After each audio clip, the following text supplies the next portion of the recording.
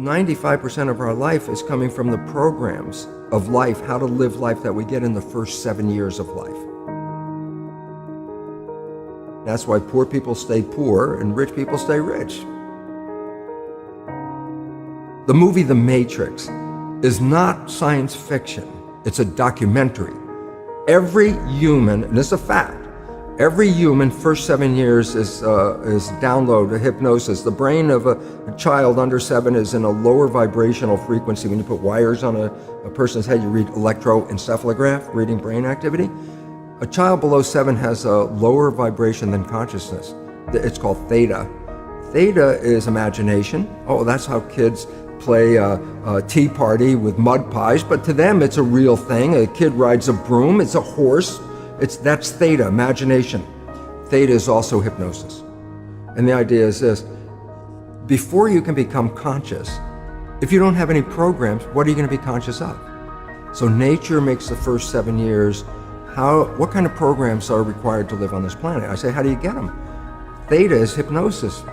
You just watch. You watch your parents, you watch your siblings, and your community, because you have to learn how many 100,000 rules. Think about it. Just to be a functional member of a family and a functional member of a community, there are rules. Teach an infant these rules. I say, oh, you don't have to.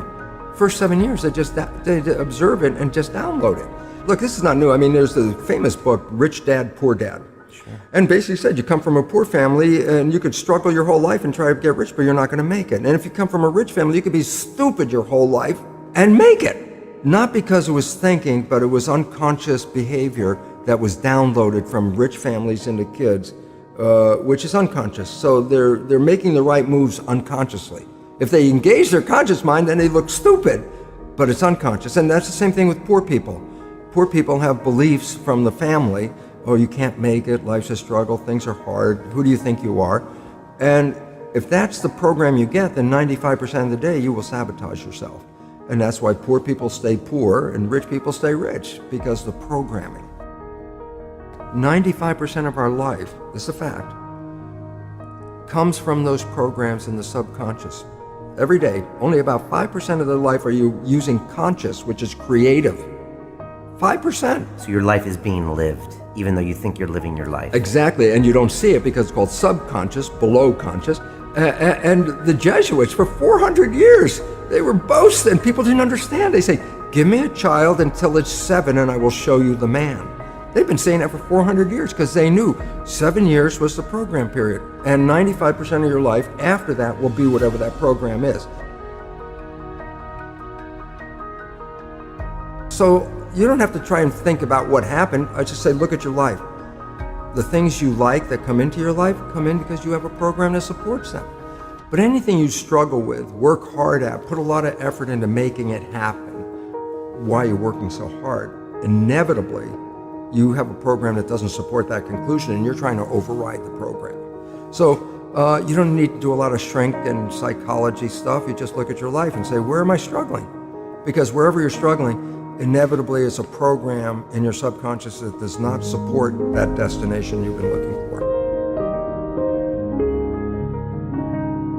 The conscious mind is creative and can learn in any number of ways. Read a self-help book, go to a lecture, listen to this program, and conscious mind's going to get some awareness. And I go, yeah, but subconscious mind doesn't learn that way. I go, right, it doesn't. Subconscious mind learns in 2 fundamental ways naturally. Hypnosis, which is the first 7 years, and after age 7, how do you put new programs in? Repetition, practice. You want to drive a car, you didn't learn how by just getting in the seat and put the key in. You had to practice driving the car. You want to learn the alphabet. How many times did you go from A to Z? Try to go to A to Z before you can complete it. And once you completed it, you didn't have to go back and do it again. So 2 phases. You want to train the subconscious mind, hypnosis, repetition. I like the last one because there's a new phrase that's bandied about called fake it till you make it. Meaning, if you're not a happy person, I say, you want to be a happy person? Then repeat all the time, I'm happy, I'm happy. I say, well, you don't look happy or anything. I say, no, who am I talking to? By repetition, I'm talking to subconscious. If subconscious gets, I am happy, and 95% of your life comes from that subconscious, there will be a point once the subconscious got, I am happy, you don't have to say it again. Okay. It'll be automatic. And that's why we see people do affirmations and gratitude journals and stuff, because if you do that daily, It's repetitive, and that's the secret part. Look, putting a sticky note on the refrigerator is more like a suggestion, but it's not a repetition. So it doesn't work very well. But you have to do, repetition is a habit. It's making habit. So you got to do something religiously in the sense of repeating it to make it work.